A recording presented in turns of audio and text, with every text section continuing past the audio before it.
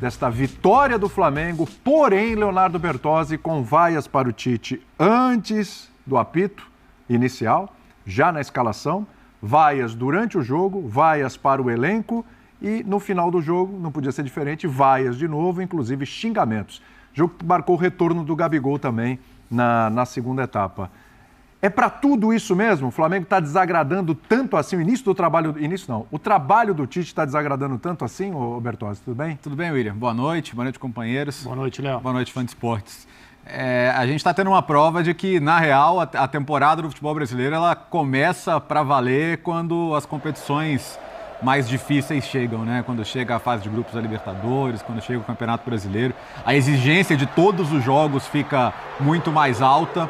E o Flamengo nos últimos jogos, de fato, tem desempenhado abaixo. Hoje, apesar da vitória, fazia tempo que eu não vi o Flamengo ter uma atuação tão pobre, mesmo com a qualidade dos jogadores que tem. A jogada do gol, a jogada do Pedro foi uma das pouquíssimas jogadas trabalhadas do Flamengo no jogo. Tabela, ultrapassagem, cruzamento certo. Porque se teve uma coisa que o Flamengo abusou hoje foi de tentar jogar a base de cruzamentos e quase todos eles aleatórios, sem rumo. Algumas ligações diretas também, né? Que têm sido recorrentes. Então, e no momento em que o adversário, o Amazonas, se postava para defender sua área, muita lentidão na troca de passes, um time muito estático, muito moroso, parecendo até preguiçoso, como se estivesse cumprindo um trâmite ali num jogo que ele poderia fazer mais gols a hora que bem entendesse e acabou não sendo assim. Então não é porque o placar foi magro. O placar podia ser magro numa atuação muito boa, que você gera muita chance. Exigindo muito do goleiro adversário. Mas não, né? Foi 1-0 que, olha, foi ali porque aquela jogada saiu. O torcedor do Flamengo colocou nos últimos anos uma barra muito alta, claro, pelo potencial de investimento que o clube tem, pelo que ele já conquistou nos últimos anos e quer continuar conquistando.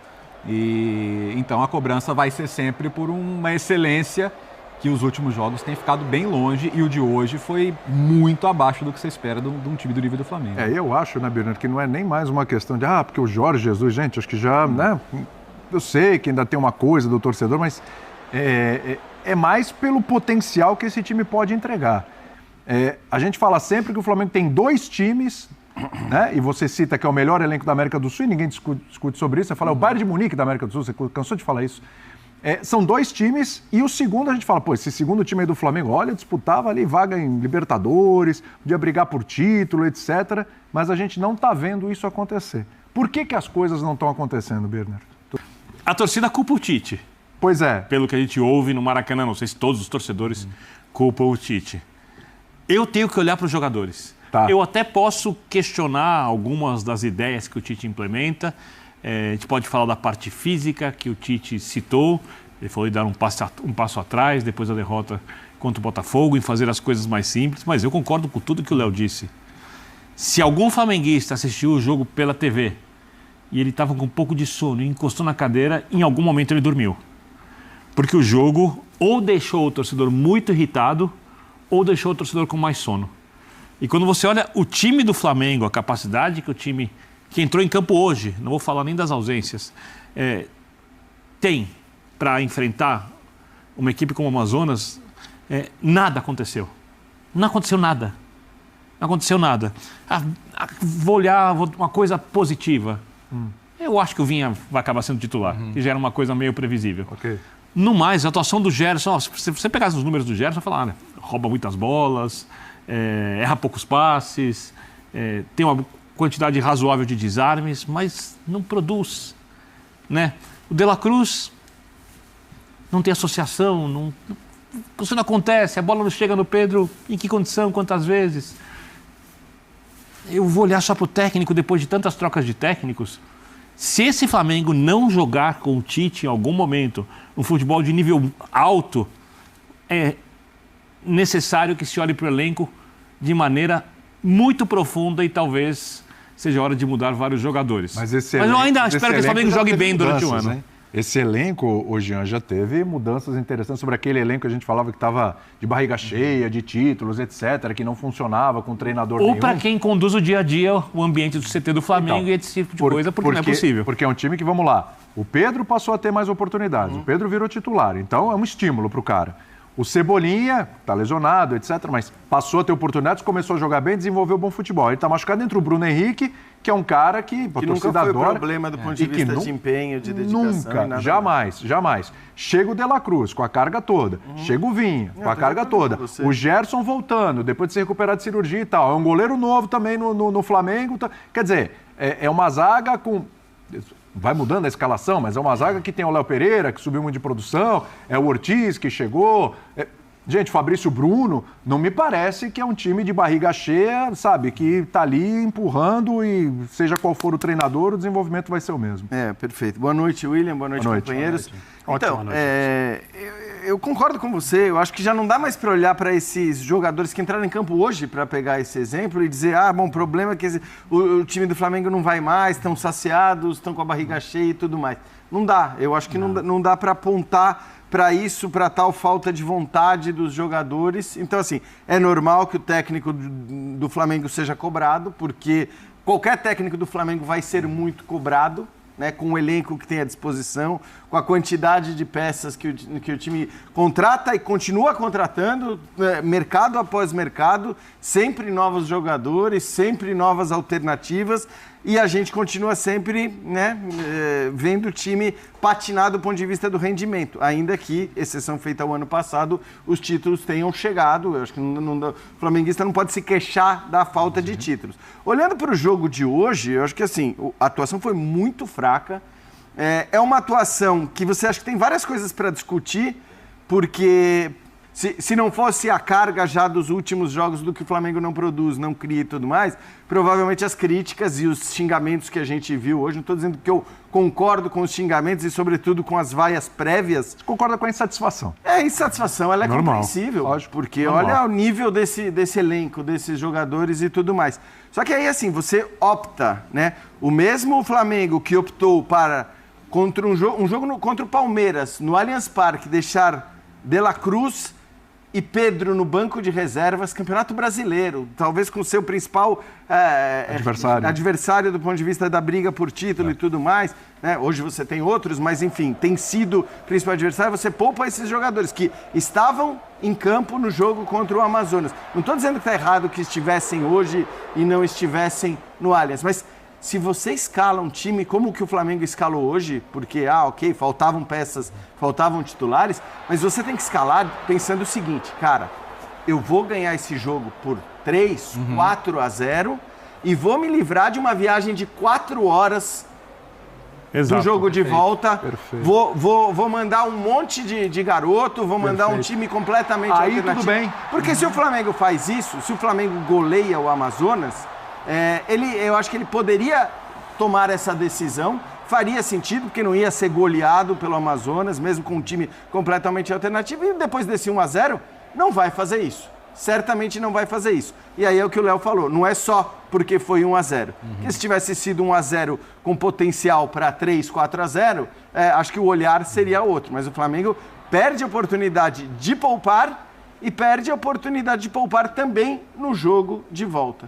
Eu não acho que é uma questão de piorar, acho que é uma questão de a exigência ir aumentando, né? Se a gente pega como parâmetro o início do Campeonato Carioca e compara com os jogos de agora, naturalmente a exigência dos adversários é diferente. Eu não concordo, e não estou dizendo que quem pensa diferente está errado, é que eu não concordo com a tese de que jogo posicional, que você montar uma equipe em função da ocupação de zonas do campo, do ataque, ela não é execuível no futebol brasileiro, porque a cultura brasileira é diferente. Eu discordo, senão a gente estaria vendo um time fazer o melhor futebol do Brasil tão rapidamente, que é o caso do Atlético, no futebol brasileiro, praticando o jogo de posição brilhantemente, em pouco tempo. Tampouco não acho que existe um elenco que é menos adaptável do que outros a isso, até porque, por mais que alguns desses jogadores do Flamengo gostem de mobilidade, não é característica do jogo posicional, ao contrário do que muita gente prega, engessar jogadores do campo. Então, eu acho que a questão é... Agora, de fato, o Flamengo, nesse momento, está sofrendo com mais um trabalho que tenta implantar um modelo posicional, mas a execução não está sendo boa. Execução da comissão técnica da implantação, execução dos jogadores dentro do que se pede no sistema. O que me chama muita atenção e por que eu estou... Para mim, essa é uma questão grave do Flamengo. Nesse momento, você olha para o campo e, para mim, tem muitos jogadores executando funções que não tiram deles o que eles têm de melhor. O Gabigol entra hoje tendo claramente a função de ocupar a zona entre ponta direita e centroavante. Tentando atacar aquele espaço entre lateral e zagueiro, né? Numa linha de 5 homens ofensivos, que é a base do trabalho do Tite, com 2 homens abertos, tentando espaçar a defesa adversária. O que é? O Gabigol é um jogador de atacar espaço o tempo todo. A ideia até clara, está desenhada no campo. Só que o time não consegue estabelecer dinâmicas que abram espaço numa defesa muito bem fechada como essa do Amazonas. E o Flamengo não consegue dar o passo adiante. Aliás, e aí respondendo a sua pergunta, voltando à sua pergunta, o início do ano até me pareceu algo mais fluido, em termos de troca de jogadores ocupando cada zona. Parece que conforme a exigência aumentou junto a rigidez e o Flamengo não consegue evoluir. É por aí. Alex, queria ouvi-lo também, porque o Flamengo hoje abusou dos passes laterais, né? Achei a movimentação muito baixa dos homens da frente para tentar mexer com a defesa do Amazonas, para tentar receber um passe em profundidade. Não fossem as aparições do Vinha pelo lado esquerdo, né? Que acho que foi o melhor jogador em campo hoje, pelo menos para mim foi. O Flamengo aceitou demais passivamente 1-0 como um placar aceitável, quando a diferença entre os dois times é gigantesca.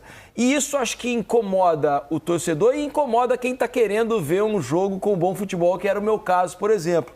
A insatisfação do torcedor, o torcedor, ele lógico que ele é exigente, ele é chato, que a gente fala no ponto, mas a gente fala que tem jogos que você acaba perdendo, você sai aplaudido, né? Porque você acaba produzindo, você acaba fazendo algo.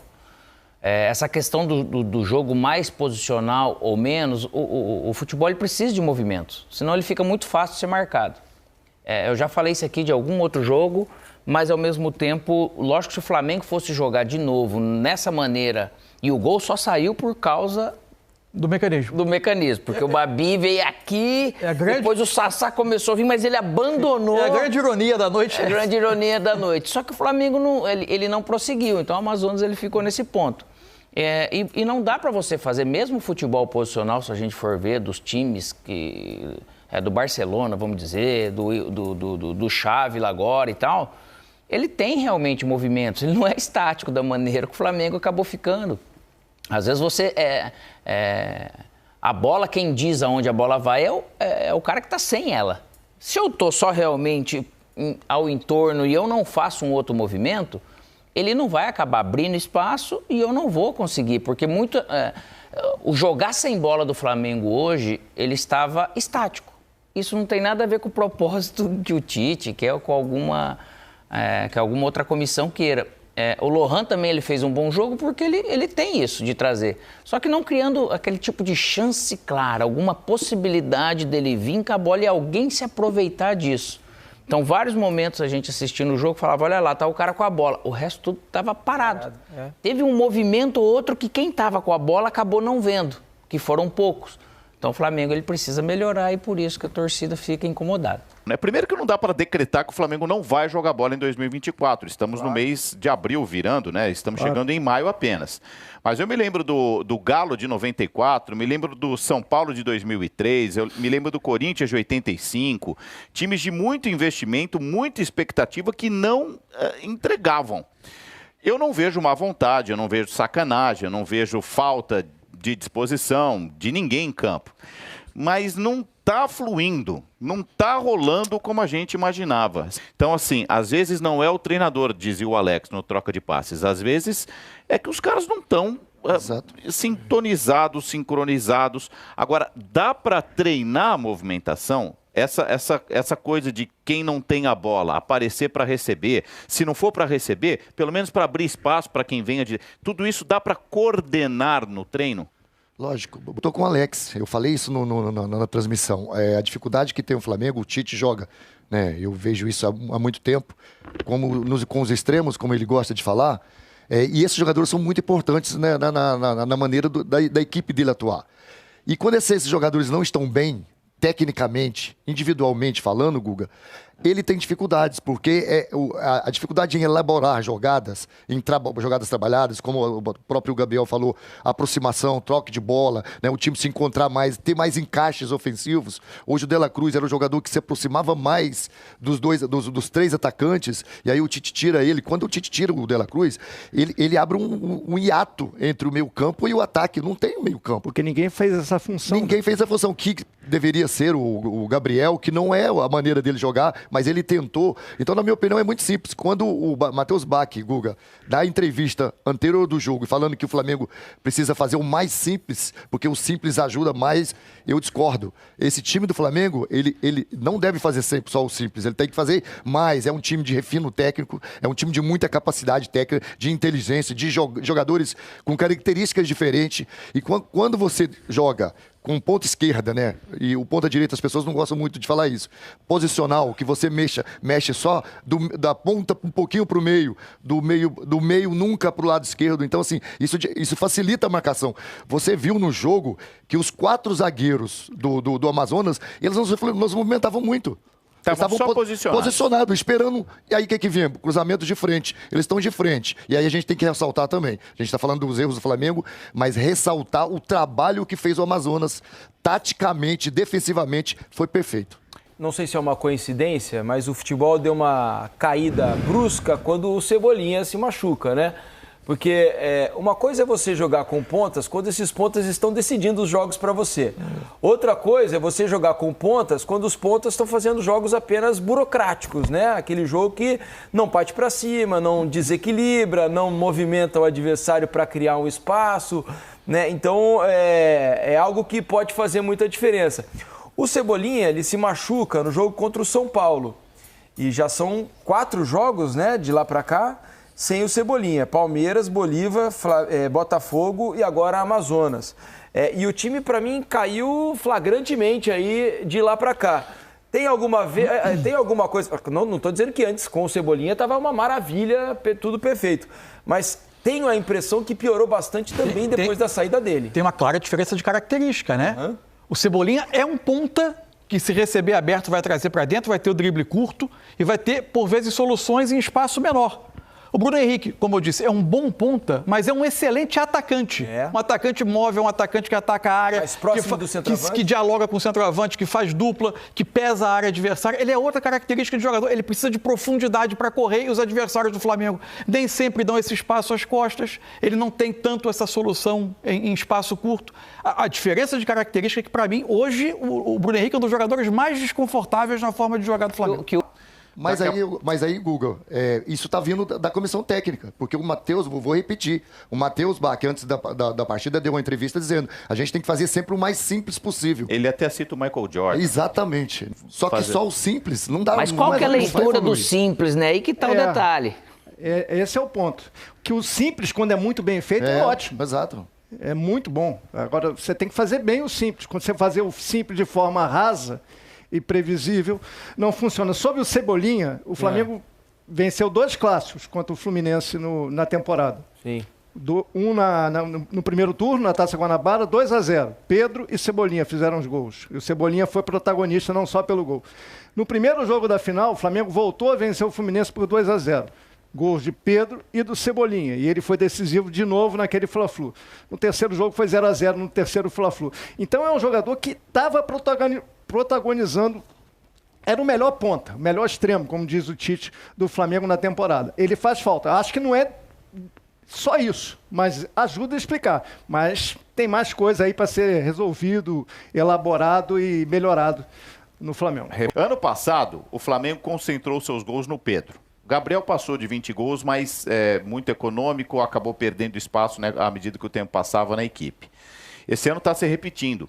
O Pedro, apesar de ser o artilheiro do Brasil, traz basicamente para si toda a responsabilidade de fazer. Tem o gol de falta do De La Cruz, tem um golzinho aqui, outro ali, mas não é um time para o tamanho, né, para a quantidade de gente que tem com qualidade, para quando um não está bem, você vai dissolvendo as soluções. Não, o que o Paulo Nunes falou ao longo da transmissão. Depende muito de uma jogada individual. Quando os caras não estão inspirados... E quantas bolas o Pedro finalizou hoje? A bola não chegava nele. Né? A bola não chegava no Pedro. Ele pediu no microfone do Richard Souza Exato. no intervalo, precisamos cruzar mais as bolas. A hora que ele falou isso, eu falei, nossa, o torcedor do Flamengo em casa deve estar querendo se matar, porque ele está vendo justamente o time exagerar nas bolas cruzadas, né? O que o torcedor do Flamengo reclama é dessa jogada em U. Do ponta direita, vem para o meio campista, passa, vai para o ponta esquerda. É da falta de infiltração, do drible, da falta de improviso para dar brilho, né? E aí o Pedro fica assistindo ao jogo na ponta direita, passa no meio campo. Faltou o simples fato de movimento sem a bola.